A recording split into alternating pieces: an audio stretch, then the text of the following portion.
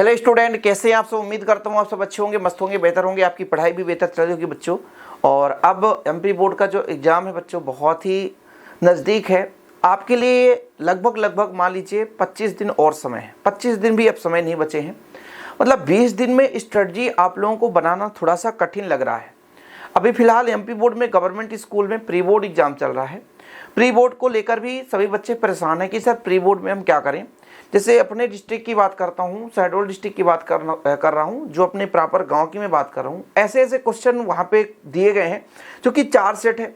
अब चारों सेट को यदि आप सॉल्व करोगे तो ऐसे ऐसे क्वेश्चन दिए गए हैं जो कि कभी ना तो पूछे गए हैं और ना तो कभी पूछे जाने की संभावना व्यक्त करते हैं, क्योंकि भाई 4 सेट है और थोड़ा सा टफ क्वेश्चन दे दिया। और इस स्थिति में सभी बच्चे परेशान भी कि सर आप बताइए कितने परसेंटेज आ सकते हैं इस क्वेश्चन पेपर से। प्राइवेट स्कूल में जो विद्यार्थी हैं उनको भी दिक्कत है कि हमारे विद्यालय में तो सर एक ही सेट एग्ज़ाम कराया गया था और हमारे पास 4 सेट नहीं, हम क्या करें।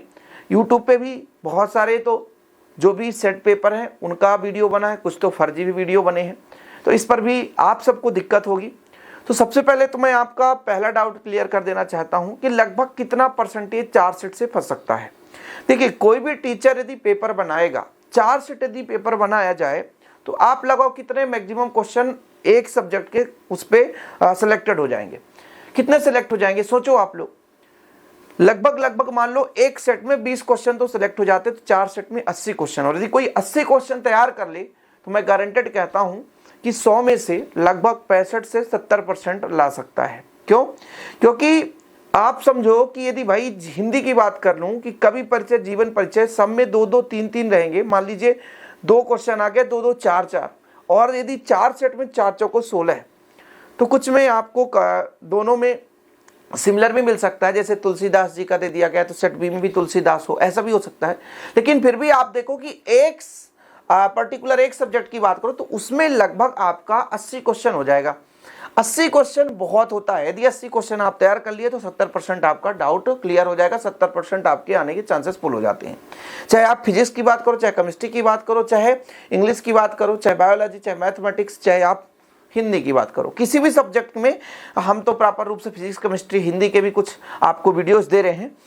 अब लोगों को सबसे बड़ा यही संशय है कि सर हम मोस्ट क्वेश्चन दे दीजिए। अभी आज जैसे 1 घंटा पहले एक बच्चा ने कॉल किया था कि सर हमको 2 अंक वाले मोस्ट क्वेश्चन दे दीजिए। देखिए, 4 अंक वाले, 3 अंक वाले जो प्रश्न रहते थे वो मोस्ट क्वेश्चन ढूंढने में थोड़ा आसान होता है, लेकिन 2 अंक वाले कोई सोचे मोस्ट क्वेश्चन, तो मोस्ट क्वेश्चन ज्यादा नहीं होता है, लेकिन फिर भी हम लोग कोशिश करते हैं आप लोगों को देने के लिए। इसीलिए बच्चों, जो भी हम 2 अंक वाले, 3 अंक वाले क्वेश्चन करा रहे हैं इस टाइम पे, उसका एक अलग से प्लेलिस्ट बना दिया हूं, ओनली इंपॉर्टेंट क्वेश्चन 2023 के लिए। वहां पे अब जो वीडियोज अपलोड होते हैं उस प्लेलिस्ट में ऐड कर दिए जाते हैं, ताकि आपको भटकना ना पड़े। आप उस प्लेलिस्ट में जाओ, अपना सब्जेक्ट जो भी पढ़ना है पढ़ते रहो, खाली समय में आप उन वीडियोस को देखते रहो। ये चीज आपके मन में बच्चों, है ना, डाउट जो है क्लियर हो जाना चाहिए कि भाई मोस्ट क्वेश्चन कहां से मिलेंगे। पीडीएफ वगैरह मैं मोस्ट क्वेश्चन की नहीं देता हूं, क्योंकि भाई देखो यार, मोस्ट क्वेश्चन का मतलब ये होता है कि जो बच्चा बिल्कुल नहीं पढ़ा है वो मोस्ट क्वेश्चन पढ़ करके पास हो जाए। अब कोई सोचे मोस्ट क्वेश्चन से हम 90% ले आए, तो ये संभव नहीं है, कभी आज तक ना हुआ है और ना होगा। क्योंकि जो विधिवत पढ़ रहा है, आज प्री बोर्ड का मैं बता रहा हूं ना कि अपने जो मतलब डिस्ट्रिक्ट में पेपर हो रहा है, अपने गांव में जो 4 सेट पेपर है, लगभग दूसरे डिस्ट्रिक्ट से आया होगा, उसमें लगभग मैं खुद ऑफलाइन के बच्चों को देख रहा हूं कि यदि 70 नंबर का, तो 70 नंबर में मात्र उनसे 40 नंबर बन रहा है। ऑब्जेक्टिव आधे नहीं बन रहे हैं, 28 में 14 नंबर ऑब्जेक्टिव बन रहे हैं, न्यूमेरिकल एक भी उनसे नहीं बन रहा है, क्योंकि ऐसे क्वेश्चन दे दिए जाते हैं कि भाई आप लोगों से बनता नहीं। तो टीचर कितना भी पढ़ा ले, दिया आप मेहनत नहीं करते हैं तो कहीं ना कहीं 10 नंबर तो ऐसा आपको देखने को मिलेगा जो ऐसा लगे फिजिक्स केमिस्ट्री में इसको तो हमने कभी पढ़ा ही नहीं है। क्योंकि भाई अब सब बच्चे कहते हैं ऑर्गेनिक केमिस्ट्री का इंपॉर्टेंट रिएक्शन। अब इंपॉर्टेंट रिएक्शन न देकर ऐसे दे देता है कि क्या होता है जब इसके साथ ये क्रिया कराओ, फिर आपको परेशानी होती है। तो इसलिए मैं कहना चाहूंगा कि अभी फिलहाल जितने भी 20 दिन है एमपी बोर्ड के सभी बच्चों के लिए मैं लगातार मेहनत कर रहा हूं, और जो भी सॉल्यूशन है वो मेरे चैनल में हर एक टॉपिक पर वीडियोस बने हैं। सॉल्यूशन व्हाट्सएप में नहीं मिलता बच्चों, इसलिए आप लोग सर्च कर लिया करो कोई भी टॉपिक। अब सबसे बड़ा टाइम मैनेजमेंट की बात है। तो टाइम मैनेजमेंट कैसे करें, क्योंकि हमारे पास समय कम है, तो सोचे कि सर 3-3 दिन सबको समय दे दे तो 5 सब्जेक्ट है तो 15 दिन हो जाएगा। फिर लास्ट के 5 दिन बचेंगे तो हम लास्ट पेपर की तैयारी करेंगे। ये सबसे बड़ी गलती है, सबसे बड़ी भूल है। इसीलिए आज मैं ये वीडियो बनाने का सबसे लास्ट में जो आपको टॉपिक उठा कर दे रहा हूँ, ये सबसे महत्वपूर्ण टॉपिक है। क्योंकि जो समय का मैनेजमेंट लोग करते हैं कि हम 2 दिन में पूरा फिजिक्स का पढ़ लें, 2 दिन में हम पूरा केमिस्ट्री पढ़ लें, 2 दिन में हिंदी पढ़ लें, 2 दिन में अंग्रेजी पढ़ लें, जो भी है, और ऐसे में हमारा तैयारी विधिवत हो जाएगा। तो इससे क्या होता है बच्चों कि जैसे आप मान लीजिए आज हिंदी पढ़ रहे हैं आप 3 दिन लगातार, अब 3 दिन लगातार आप मात्र हिंदी पढ़ रहे हैं, तो चलो हिंदी तो ठीक है आपसे बन रहा है, लेकिन जब आप 4-5 दिन बाद दूसरा सब्जेक्ट पढ़ना शुरू कर दोगे, फिर उसके बाद तीसरा सब्जेक्ट, तो जो हिंदी है उसके क्वेश्चन भूलने लग जाएंगे, केमिस्ट्री के उसके क्वेश्चन भूलने लग जाएंगे, फिजिक्स उसके क्वेश्चन भूलने लग जाएंगे। इस स्थिति में क्या करना चाहिए, मैंने ऑलरेडी आपको सूटेबल टाइम टेबल बताया था कि बच्चों इससे अच्छा बेहतर रूप से आप यदि 5 सब्जेक्ट है, यदि 12 घंटा पढ़ रहे हो तो आप 2.5 घंटा सब्जेक्ट का टाइम बांट दो। टाइम टेबल फॉलो नहीं हो पा रहा है, क्योंकि टाइम टेबल मैंने बनाया भी, लेकिन बोलते हैं सर टाइम टेबल फॉलो नहीं हो पा रहा है, तो टाइम टेबल फॉलो ना हो इससे मतलब नहीं है, लेकिन टाइम मैनेज कर लो कि हमको 2.5 घंटे हिंदी, 2.5 घंटा इंग्लिश, 2.5 घंटा फिजिक्स, 2.5 घंटा केमिस्ट्री हमको पढ़ना है तो पढ़ना है। क्योंकि वक्त यही 18 दिन का है जो आपको कुछ अच्छा कर सकता है, आपके रिजल्ट को सुधार सकता है। यदि ये 18 दिन आपने ऐसे टाइम पास कर लिया तो रिजल्ट भी आपके साथ टाइम पास कर देगा, ये गारंटेड है। कोई कितना भी सोच ले चीटिंग, कब तक चीटिंग पर भरोसा करोगे भाई। जो आपको बोर्ड के पहले यूट्यूब पे जो फेक पेपर मिलेंगे उससे भी आप केवल और केवल मोस्ट 2-4 क्वेश्चन ही कर पाओगे।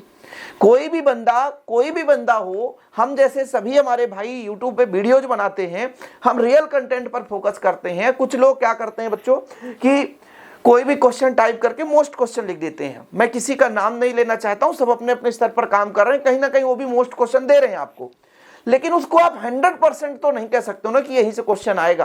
क्योंकि आप 10 यूट्यूबर को देखोगे, 10 स्टूडेंट वहां पे जा रहे हैं भाई, 10 प्रकार से क्वेश्चन मिल रहे हैं, 10 पेपर को यदि पढ़ो तो आपको खत्म हो जाएगा जिंदगी, बस पेपर ही रह जाएगा।